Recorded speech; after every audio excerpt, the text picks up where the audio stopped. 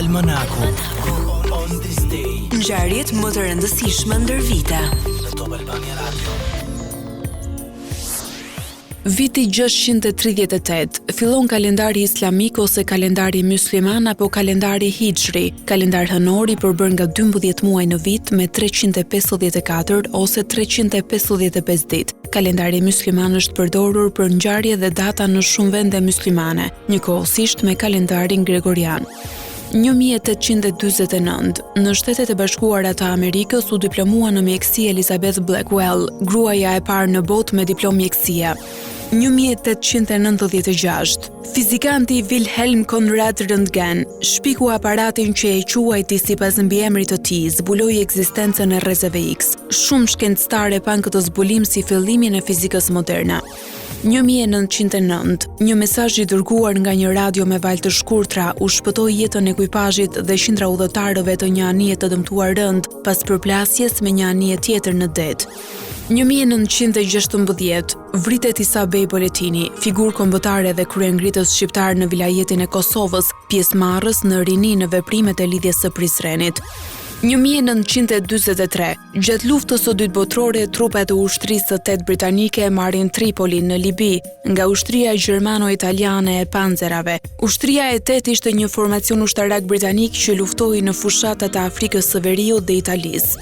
1960, batiskafi USS Trieste thyen një rekord të zhytjes në thellësi duke zbritur në 10.911 metra në oqeanin paqësor. 1961, anija luksoze portugeze Santa Maria rrëmbehet nga ushtarët e regjimit e Estado Novos me qëllimin e luftimit të luftës deri në rrëzimin e diktatorit Antonio de Oliveira Salazar.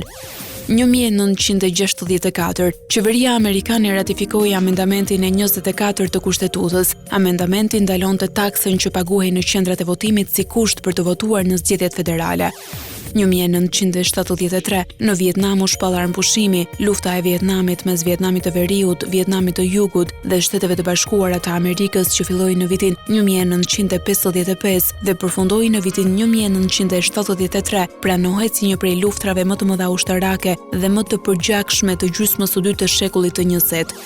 1989, ndahet nga jeta në moshën 85 vjeçare Salvador Dalí. Dalí ishte një artist surrealist spanjoll me etni katalanase, i lindur në Figueres të Spanjës.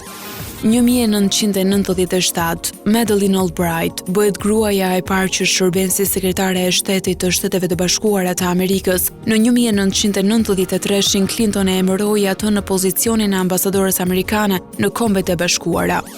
1998, Netscape lançoi për herë të parë Mozilla me qëllim për të lëshuar kodin e komunikuesit si burim të hapur. 2004, Italia përfshihet nga ngricat dhe i ftohti ekstrem. Termometri shënon për herë të parë -35 gradë Celsius në Marmolada.